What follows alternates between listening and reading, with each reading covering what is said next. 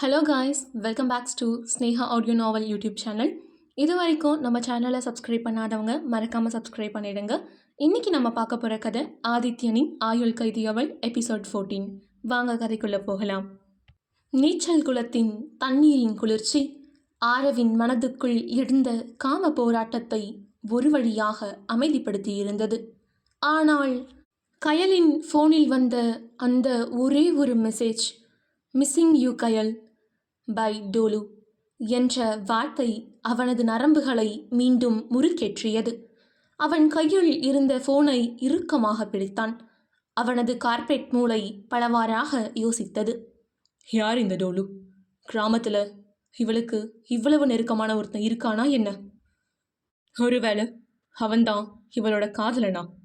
அப்படி இருந்தா என்கிட்ட இவ்வளவு குறும்பா உரிமையா எதுக்கு நடந்துக்கிறா? அப்பாவியாக தூங்கிக் கொண்டிருக்கும் கயலின் முகத்தை பார்த்தான் ஆரவ். நிலவொளியில் அவள் தேவதை போல தெரிந்தாள். கோபத்தை அடக்கி கொண்டு ஃபோனை அதே இடத்தில் வைத்தான். நாளைக்கு விடியட்டும் கயல், இந்த டோலுவோட சாப்டரை நான் க்ளோஸ் பண்ணுறேன் என்று தனக்குள்ளேயே சபதம் எடுத்துக்கொண்டு படுக்கையில் விழுந்து கண்களை மூடி உறக்கத்திற்கு சென்றான் ஆரவ். இங்கே ஹைவேயின் நடுவே மதுராவை தனியாக இறக்கி விட்டுவிட்டு ஆதி கோபத்தில் காரை அதிவேகமாக செலுத்தி கொண்டு இருந்தான். காரின் ஸ்பீடோ மீட்டர் முள் ஏறிக்கொண்டே இருந்தது. அவனது கைகள் ஸ்டியரிங்கை இறுக்கமாக பற்றியிருந்தன. கோபத்தில் அவனது மூச்சுக்காற்று சூடாக வெளிவந்தது. ஆனால் கார் செல்ல செல்ல அவனது வேகம் குறைய தொடங்கியது. அவனது மனதிற்குள் ஏதோ ஒரு இனம் புரியாத பயம் மதுராவை எண்ணி கவ்விக்கொண்டது. ஷட், என்ன காரியம் பண்ணிட்டு வர ஆதி நீ? எவ்வளவு கோபம் இருந்தாலும் இந்த மிட் நைட்டில், அதுவும் மழை வேற பெய்யுது, இந்த சூழ்நிலையில் ஒரு பொண்ணை எப்படி நடுரோட்டில் விட்டுட்டு வர முடிஞ்சுது ஆதி? என்னதான் இருந்தாலும் அவ உன்னோட ஒய்ஃப் ஆதி, அவளை விட்டுட்டு வந்திருக்கக்கூடாது என்று தனக்குள்ளே பேசியவன் ஒரு நிமிடம் எதையோ யோசித்தான். ஒருவேளை அவளுக்கு ஏதாச்சும் ஆபத்து வந்திருந்தா என்று அவனது உள்ளுணர்வு ஏதோ ஒரு விபரீதம் நடக்கப் போவதை அவனுக்கு எச்சரிப்பது போல நெஞ்சு படபடவென அடித்து கொண்டது. இல்லை இல்லை, அவ அங்கதான் இருப்பா, நான் உடனே போகணும் என்று தனக்குத்தானே கத்திக்கொண்ட ஆதி சட்டென பிரேக் அடித்தான். டயர்கள் தேயும் சத்தத்துடன் கார் நின்றது. காரை அப்படியே ரிவர்ஸ் எடுத்து யூட்டன் அடித்து மதுராவை எங்கே இறக்கி விட்டானோ அதே இடத்தை நோக்கி மின்னல் வேகத்தில் காரை செலுத்தினான். அப்பொழுது மழை இன்னும் தீவிரமாக பெய்து கொண்டிருக்க ஆதியின் கார் விண்ட்ஷீல்டு வைப்பர்கள் வேகமாக அசைந்து தண்ணீரை விலக்கின. ஆதி முழு பதற்றத்தில் கண்கள் சிவக்க சாலையில் மட்டும் கவனத்தை வைத்து இருந்தான். அவனது ஒட்டுமொத்த சிந்தனையும் தேடலும் மதுராவை நோக்கியே இருந்தது. அதே நேரத்தில் அவனுக்கு நேர் எதிரே மதுராவை கடத்தி கொண்டு அந்த கருப்பு நிற ஆடிக்கார் மின்னல் வேகத்தில் வந்து கொண்டிருந்தது. விஷ் என்று ஒரு பயங்கரமான சத்தத்துடன் அந்த பெருமழையுள் இரண்டு கார்களும் மிக நெருக்கமாக ஒன்றுக்கொன்று இணையாக கடந்தன. அந்த ஒரு நொடி காலம் அப்படியே உறைந்து போனது போல இருந்தது. ஆடிக்காரின் பின் இருக்கையில் அந்த ரவுடிகளுக்கு நடுவே கைகள் கட்டப்பட்ட நிலையில் அழுது கொண்டே அமர்ந்திருந்தாள் மதுரா. அப்போதுதான் ஜன்னல் வழியாக வெளியே தெரிந்த ஆதியின் காரை அவள் பார்த்தாள். அவளது கண்கள் அகல விரிந்தன. நெஞ்சுக்குள் மின்னல் அடித்தது போல இருந்தது. ஆதி, ஆதி என்று கத்தினாள் மதுரா. அவளது குரல் காரின் தடிமனான கண்ணாடியை தாண்டி வெளியே கேட்கவில்லை. அவள் தன் உடைந்த இரத்தம் வழியும் கைகளால் அந்த ஆடிக்காரின் ஜன்னல் கண்ணாடியை ஓங்கி அடித்தாள். கண்ணீரில் நனைந்த அவளது கண்கள் தன் காதலனை நோக்கி தவிப்போடு துடித்தன. ஆதி, நான் இங்கே தான் இருக்கேன், என்னை விட்டுட்டு போகாதீங்க ப்ளீஸ், பின்னாடி பாருங்க என்று அவளது கண்கள் கதறின. ஆனால் ஆதியோ கடுமையான டென்ஷனிலும் குற்ற உணர்ச்சியிலும், மதுரா சாரிடி, இதோ வந்துட்ட என்று தனக்குத்தானே முணுமுணுத்தபடி நேராக பார்த்து காரை ஓட்டுவதிலேயே குறிப்பாக இருந்தான். அவள் கத்துவதையோ, அந்த ஆடிக்காரின் ஜன்னலில் ஒரு பெண்ணின் கண்கள் கண்ணீரோடு தன்னை உற்று பார்ப்பதையோ அவன் கவனிக்க தவறிவிட்டான். இப்படி இரு கார்களும் அதிவேகத்தில் ஒன்றை ஒன்று கடந்து வெவ்வேறு திசைகளில் மறைந்தன. தன் காதலன் தன்னை தாண்டி கடந்து செல்வதை கண்ட மதுரா அப்படியே உடைந்து போய் காரின் இருக்கையில் சாய்ந்து தேம்பி தேம்பி அழத் தொடங்கினாள். ஆதியோ மதுராவை இறக்கிவிட்ட இடத்தை வந்தடைந்த போது அவனது இதயம் ஒரு நிமிடம் இயங்குவதை நிறுத்தி கொண்டது. அங்கே மதுரா இல்லை. வெறிச்சோடைய அந்த சாலையில் பலத்த காற்று மட்டுமே வீசிக்கொண்டிருந்தது. காரை அப்படியே நடுரோட்டில் நிறுத்தி கதவுகளை திறந்து போட்டுவிட்டு இறங்கினான் ஆதி. மதுரா, மதுரா என்று அவன் போட்ட கூச்சல் அந்த நிசப்தமான இரவை கிழித்தது. அவசரமாக தன் போனை எடுத்து அவளது எண்ணிற்கு அழைத்தான். நீங்கள் தொடர்பு கொள்ளும் வாடிக்கையாளர் தற்போது என்ற இயந்திர குரல் மட்டுமே பதிலுக்கு வந்தது. ஷட்! ஸ்விட்ச் ஆஃபா? எதுக்கு மதுரா? ஏன் என்கிட்ட கோவிச்சிட்டு போன என்று தலையில் கை வைத்து அந்த ரோட்டில் அப்படியே மண்டியிட்டு அமர்ந்தான் ஆதித்ய தேவ். அவன் காலடியில் மதுராவின் காலடி ஒன்று மட்டும் கிடந்தது. அதை கையில் எடுத்த ஆதிக்கு குற்ற உணர்ச்சி நெஞ்சை அடைத்தது. ஏன் இப்படி பண்ணன ஆதி? உன்னோட தேவையில்லாத கோபத்தால அவளை தொலைச்சிட்டியே. அவளுக்கு ஏதாச்சும் ஆகிடுச்சுனா உன்னை நீயே மன்னிச்சுக்க மாட்டடா என்று நள்ளிரவு மழையில் நனைந்தபடி ஆதி கதறத் தொடங்கினான். அவனது கண்ணீரும் மழை துளிகளும் ஒன்றாக கலந்தன. ஆதி காரை திருப்புவதற்கு சில நிமிடங்களுக்கு முன்பு அங்கே சாலையில் என்ன நடந்தது?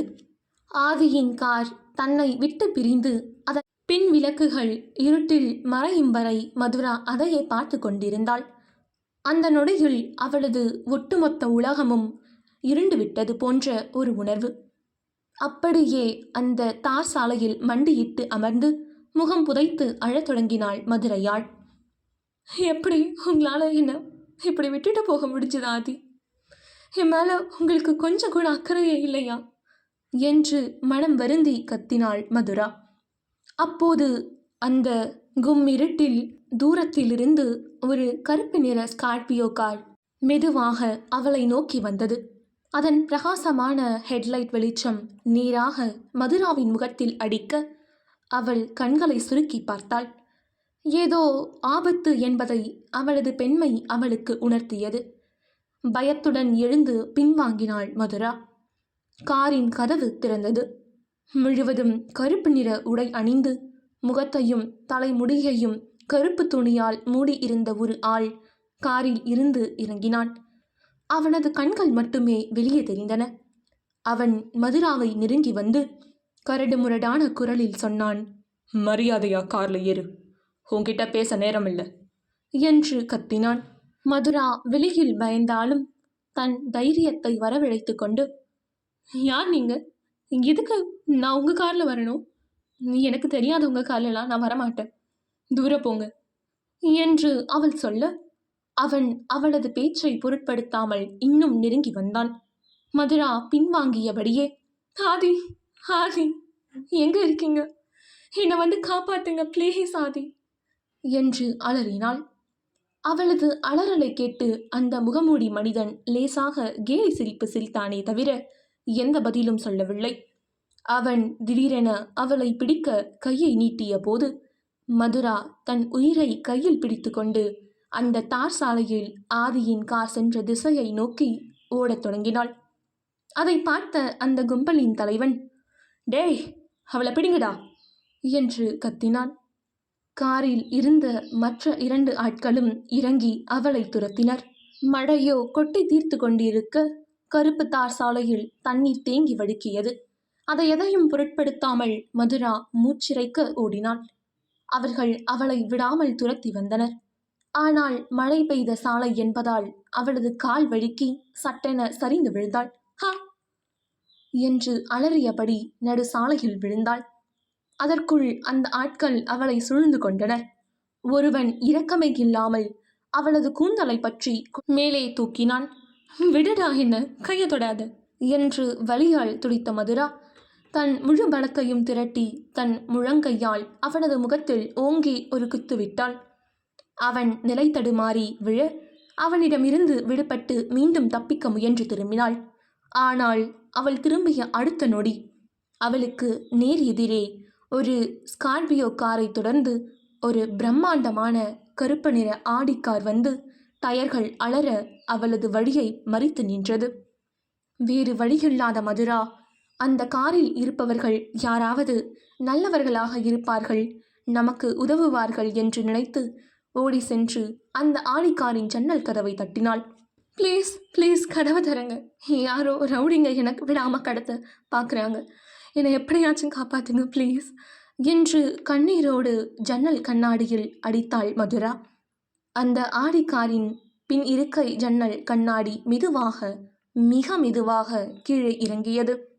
உள்ளே இருந்த ஒருவனின் முகம் இருட்டில் அரைகுறையாக தெரிந்தது. அவன் அவளை ஒரு குளிர்ந்த பார்வையால் உற்று பார்த்தான். அடுத்த நொடி காரின் பின் கதவு திறந்தது. விலை உயர்ந்த பளபளப்பான கருப்பு நிற பூட்ஸ் கால்கள் முதலில் தரையில் பட்டன. உடனே காரின் முன் இருக்கையிலிருந்து மற்றொரு ஆள் ஓடி வந்து குடை விரித்து அவருக்கு பிடித்தான். காரில் இருந்து இறங்கிய அந்த புதிய மனிதன் கம்பீரமான தோற்றத்தில், ஆனால் கண்களில் கொடூரமான அமைதியோடு நின்றிருந்தான். அவன் அருகே வந்த நொடி ஒரு வித்தியாசமான கசப்பான பெர்ஃப்யூம் வாசனை மதுராவின் மூச்சை அடைத்தது. ஆனால் அதை எதையும் கண்டு கொள்ளாத மதுரா அவனை ஒரு புதிய நம்பிக்கையோடு பயத்துடன் ஏறிட்டு பார்த்தாள். சார், அவங்க கிட்ட இருந்து என்ன எப்படியாச்சு என்று மதுரா தன் வாக்கியத்தை முடிக்கும் முன்பே அந்த மனிதன் தன் கையை ஓங்கி மதுராவின் கன்னத்தில் பலாரென அறைந்தான். அந்த நள்ளிரவு மழையிலும் அவன் அறைந்த சத்தம் பலமாக ஒலித்தது. அவன் அவள் கன்னத்தில் அறைந்தபோது அவன் விரலில் இருந்த கருப்பு கல் மோதிரம் மின்னலில் பளிச்சென்று தெரிந்தது. அவன் அறைந்த அதிர்ச்சியிலும் வலியிலும் மதுரா சுழன்று தரையில் தூக்கி வீசப்பட்டாள். அவள் கைகளில் அணிந்திருந்த இளஞ்சிவப்பு நிற கண்ணாடி வளையல்கள் சடசடவென உடைந்து சிதற அவளது மென்மையான கைகளில் ஏறி ரத்தம் கசிய தொடங்கியது. இவளை தூக்கி கார்ல போடுங்க என்று அந்த மனிதன் தன் கடுமையான குரலில் உத்தரவிட்டான். அந்த கடத்தல் கும்பலின் தலைவன் உடனே ஓகே பாஸ் என்றான். அப்பொழுதுதான் மதுராவிற்கு புரிந்தது, முதலில் வந்தவர்கள் கடத்தல் கும்பல் என்றும் தன்னை அறைந்தவன்தான் இவர்கள் அனைவருக்கும் தலைவன் என்றும். இதை பார்த்த மதுவின் நம்பிக்கை மொத்தமாக உடைந்தது. உடனே அந்த ஆட்கள் அவளை தரதரவென இழுத்து சென்று காரில் ஏற்ற முயன்றனர். மதுரா தன் கைகளில் வழிந்த இரத்தத்தையும் பொருட்படுத்தாமல் அந்த புதிய மனிதனின் கண்களை நீராக பார்த்து ஆக்ரோஷமாகவும் நம்பிக்கையாகவும் கத்தினாள். என்னை தொட்டதுக்காக நீங்க எல்லாரும் கஷ்டப்பட போறீங்க. என் ஆதி உங்களை உயிரோடு விட மாட்டான், உங்களை நரகத்துக்கு அனுப்புவான். எனக்காக என் ஆதி கண்டிப்பா வருவான்டா என்று மதுரா கத்த அவன் மெதுவாக கை தட்டினான். அவளது எச்சரிக்கையை கேட்டு அந்த மனிதன் ஒரு அலட்சிய புன்னகையை மட்டுமே உதிர்த்தான். அவளை காரில் பின் இருக்கையில் தூக்கி போட்டு கதவை மூடினார்கள் அவர்கள். அடுத்த நொடி அந்த ஆடிக்கார் மழையை கிழித்து கொண்டு மின்னல் வேகத்தில் மறைந்தது. இங்கே ஆதி மதுரா மதுரா என்று அந்த நடு ரோட்டில் இன்று கத்த அவன் கண்களில் அவளுக்காக கண்ணீர் திரண்டு நின்றது. அவன் இமைகளை மூடிய அதே நொடியில் மதுராவின் கண்களில் இருந்தும் கண்ணீர் துளிகள் கீழே விழுந்தன. இப்படி அந்த இரவு இரு இதயங்களை கண்ணீரில் மூழ்க செய்தது. ஆதி மதுராவை காப்பாற்றுவானா? மதுராவின் காதலை புரிந்து கொள்வானா? மதுராவை கடத்தியவன் யார் என்பதை அறிந்தால் ஆதி தன்னையே வெறுத்து கொள்வான். அப்படி மதுராவை கடத்தியது யார்? அடுத்த பாகத்தில் பார்க்கலாம். அதுவரை உங்களிடமிருந்து விடைபெறுவது நான் உங்கள் ஆர்ஜே ஸ்னேகா. மறக்காமல் ஸ்னேகா ஆடியோ நாவல் யூடியூப் சேனலை சப்ஸ்கிரைப் பண்ணிடுங்க. இந்த எபிசோட் பிடிச்சிருந்தா லைக் பண்ணுங்கள். உங்களுடைய கருத்துக்களை கமெண்ட் பாக்ஸில் பதிவு பண்ணுங்கள், ஷேர் பண்ணுங்கள். நன்றி.